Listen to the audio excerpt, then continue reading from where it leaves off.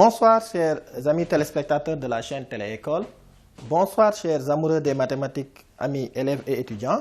Nous revoici encore une fois pour la suite des émissions d'Animat sur Télé-École. Comme on l'a fait la dernière fois, on avait lancé un défi parlant des carrés magiques. Donc, je rappelle que j'avais posé deux questions. D'abord, je rappelle c'est quoi un carré magique. Donc, on avait dit qu'un carré magique d'ordre n est composé de n carré cases comportant une et une seule fois les nombres de 1 à n carré. De telle façon que la somme sur les diagonales, les lignes et les colonnes soient toujours le même nombre. Plus simplement, dans un carré magique, la somme sur chaque ligne, chaque colonne ou bien chaque diagonale est égale à un même nombre S qu'on appelle la somme magique. Par exemple, si vous avez une fois joué à des jeux de Sudoku, donc c'est la réunion de 9 carrés magiques. J'avais d'abord donné un exemple d'un carré. Par exemple, j'ai mis les chiffres 6, 1, 8, 3 et 9. Et je demande de compléter ce carré magique. C'est-à-dire, parmi les 4 autres chiffres qui restent, comment remplir de telle sorte que chaque ligne, chaque colonne et chaque diagonale va donner le même nombre. Donc, j'avais donné ce carré magique déjà un peu rempli avec les chiffres 6, 1, 8, 3 et 9. Et j'avais demandé de remplir ce carré magique de telle sorte que la somme de chaque colonne, chaque ligne ou bien de chaque diagonale doit donner le même nombre. Et pour cela, j'avais aussi posé d'autres questions, c'est-à-dire de trouver tous les carrés magiques d'ordre 3, ensuite trouver tous les carrés magiques d'ordre 4, et maintenant trouver une méthode qui permet de construire des carrés magiques d'ordre plus grand que 4. Maintenant, on va passer à la réponse de ces questions. Pour la réponse de la première question, j'avais mis 6, 1, 8, 3 et 9. Maintenant, voilà comment on remplit le carré.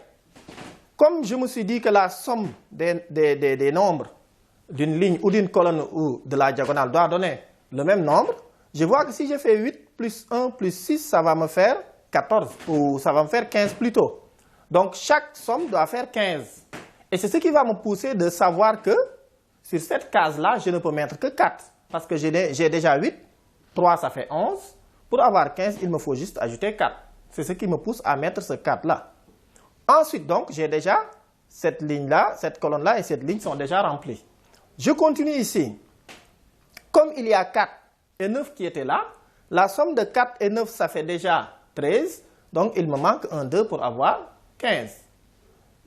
Donc, ainsi, j'ai rempli aussi cette colonne. Donc, cette ligne et cette colonne sont remplies. Il me reste seulement à remplir ces deux cases, tout en sachant que les seuls deux chiffres qui restent, c'est 5 et 7 pour avoir 15. Donc, je les mets ici et finalement, mon carré magique d'ordre 3 est bien rempli. Maintenant, la question qu'on se pose, comment faire maintenant pour déterminer tous les carrés magiques d'ordre 3? Et pour cela, on rappelle les questions. Nous cherchons à construire un carré magique d'ordre 3, c'est-à-dire un carré 3 lignes, 3 colonnes, dans lequel nous devrions inscrire les nombres de 1 à 9, parce qu'il y a 9 cases pour chaque carré magique. De sorte que la somme sur chaque ligne, chaque colonne et chaque diagonale soit égale à un nombre que nous allons tout de suite déterminer. Donc la somme de tous les nombres dans notre carré magique, c'est de 1, plus 2, plus 3, jusqu'à plus 9, ça fait 45. Mais ça, c'est important pour la suite. Comme la somme de tous les nombres donne 45, et la somme magique de chaque ligne, chaque colonne et chaque diagonale doit donner S, donc on sait que si on fait cette somme-là, plus ça, et plus ça, ça doit donner 45. Comme chaque colonne a le même nombre S, donc j'aurai S plus S égale 45. Autrement dit, 3S égale 45, ce qui veut dire donc S n'est rien d'autre que 45 divisé par 3, c'est-à-dire 15. Donc là, on sait que si on a un carré magique d'ordre 3, S doit être égal à 15. En essayant de remplir le carré magique, on peut remarquer que 5 sera toujours au centre du carré. Pourquoi? Parce qu'on peut essayer de mettre au centre tous les autres nombres et montrer que cela n'est pas possible. Par exemple, si je mets 1 au centre, 1 doit partager alors nécessairement la même ligne et la même colonne ou la même diagonale que 2. Parce que comme je dois avoir 15, si j'ai 1, il faut aussi 2. Et pour arriver à 15, on devra maintenant ajouter 12. Et si on met 1 plus 2, ça fait 3. Pour avoir 15, il faut 12, alors que le chiffre 12, ça n'existe pas. Au maximum, je peux avoir 9, ce qui veut dire donc 1 ne peut pas être au centre. De la même manière, si 9 est au centre, donc il se trouvera sur la même ligne et la même colonne ou la même diagonale que 8. Et déjà 9 plus 8, ça fait déjà 16, alors que la somme ne doit être que 15, ce qui veut dire que ceci aussi est absurde, ce n'est pas possible. Donc, je sais la chose suivante, 1, 2 et 3 donc ne peuvent pas être 2 à 2 sur la même ligne et la même colonne. Parce que si je mets déjà 1 plus 2, ça fait déjà 3, il me faut 12 pour avoir 15, ce n'est pas possible. De la même manière, si je fais 1 plus 3, ça fait 4, il me manque 11 pour avoir 15, ce n'est pas possible. Donc, je ne peux pas les mettre en même temps. Donc, 1, 2 et 3 ne peuvent pas être 2 à 2 sur la même ligne, la même colonne ou la même diagonale. En effet, il faudra donc ajouter 10, 11 ou 12 pour avoir 15, ce qui n'est pas possible parce que 12, 11 et 10 ne sont pas des chiffres. Alors, les chiffres, c'est de 0 à 9, donc au maximum, je peux avoir 9. Donc, il nous reste sur la ligne diagonale ou la ligne colonne pour compléter ceci qui n'est pas possible. Ainsi, les points en rouge représentent les places possibles pour ces trois nombres. À symétrie près. Par exemple, 1 et 3 ne peuvent pas être sur la diagonale. Si 1 est sur la diagonale, le nombre 9 complète celle-ci. Ça fera 10. Et par conséquent, 9 est situé sur la même ligne ou la même colonne que 3. Et cette ligne se complétera aussi par 3. Parce que si j'ai 9, pour avoir 15, il me faut 3 et 3, ça fait 6. 6 plus 9, ça fait 15. Alors que je ne peux pas répéter 3. Mais ce carré donc ne serait pas possible parce que le chiffre 3 ne peut pas se répéter. C'est pourquoi donc, nous venons ainsi de placer les nombres 1, 2 et 3. Il nous reste plus à compléter, sachant que la somme sur chaque ligne, chaque colonne, chaque diagonale fait 15. On obtient ainsi, voilà, 8 plus 1 plus 6, ça fait 9. 9 plus 6, ça fait 15. 3 et 7, ça fait 10. Plus 5, ça fait 15. 4, 9, 10, ça fait 14. 13 plus 2, ça fait 15. Ici aussi, chaque ligne, chaque colonne et chaque diagonale. Même ici, ça fait 8 plus 2, ça fait 10. Plus 5, ça fait 15. 6 plus 4, 10. Plus 5, ça fait 15. Et là aussi, 10, 15. 7 et 3, 10, 15. Donc là, on a 15 sur chaque ligne, chaque colonne et chaque diagonale. Donc nous avions 4 choix de diagonales pour placer les deux, et chaque fois 1 et 3 peuvent être changés de position. Ainsi, on obtient 8 carrés magiques d'ordre 3. On passe de l'un à l'autre par des symétries et des rotations. Donc voilà, vous voyez qu'on a 1, 2, 3, 4, 5, 6, 7 et 8. Donc, il existe 8 carrés magiques d'ordre 3.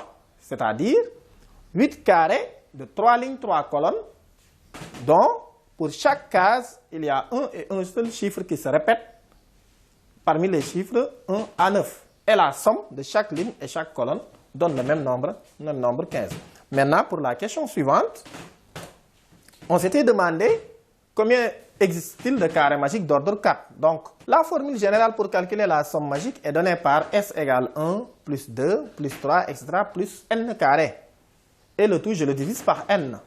Donc, ainsi, si n égale 4, donc on aura 4 au carré, c'est 16. Ça sera 1, plus 2, plus 3, plus 4, jusqu'à plus 16. Et le tout, je vais diviser par 4, ça va me donner 34.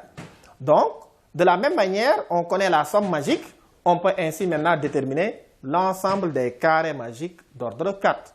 Donc, de cela, donc, après avoir répondu à la première et à la deuxième question, on vous laisse maintenant faire le même procédé pour déterminer l'ensemble des carrés magiques d'ordre 4. Donc, nous avions l'habitude de vous faire des émissions, des défis. Mais maintenant, on va vous lancer, entre guillemets, 2 défis, 2 petits défis ou bien 2 petits problèmes pour préparer la semaine prochaine. Donc, ces 2 petits problèmes seront annoncés de la manière suivante. Donc, problème numéro 1, les nombres entiers pairs et les nombres entiers impairs. C'est comme ça qu'on l'a dénommé. Donc, de toute façon, depuis l'école primaire, on sait c'est quoi un entier pair. On peut même dire qu'un entier est pair s'il termine par 0, 2, 4, 6 ou 8. À l'école primaire, un entier est impair s'il termine par 1, 3, 5, 7 et 9. Mais on sait que cette définition-là sera beaucoup plus formulée quand on va aller au collège ou au lycée. Maintenant, la question que je pose, c'est ça. Montrer que le carré d'un nombre entier impair supérieur à 1, bien sûr, est égal à la différence de 2 carrés de nombres entiers consécutifs. Et vérifier ça sur quelques exemples. C'est-à-dire, si je prends un entier naturel qui est impair, son carré peut être écrit comme la différence de deux carrés de deux entiers consécutifs. Je vais vous donner des exemples tout à l'heure. De la même manière, je pose aussi montrer que le carré d'un nombre entier pair maintenant est égal à la différence de deux carrés de deux nombres entiers de différence 2. Et ensuite de le vérifier sur quelques exemples. Le deuxième problème, c'est quoi? C'est une équation à deux inconnus. Ce que je demande, c'est quoi? C'est de trouver tous les entiers x et y, vérifiant l'équation 5 puissance x moins 7 puissance y égale 4 ou moins 4. Trouver tous les entiers possibles, tels que si je fais 5 puissance x moins 7 puissance y, je trouve 4 ou moins 4. Donc voilà, pour cette semaine, c'était ces deux problèmes. Je vous donne encore rendez-vous la semaine prochaine, bien sûr pour la proposition de quelques solutions de ces deux problèmes, et bien évidemment vous lancez encore un autre défi sur d'autres problèmes. Donc je vous dis à la semaine prochaine et bonne réflexion à tous.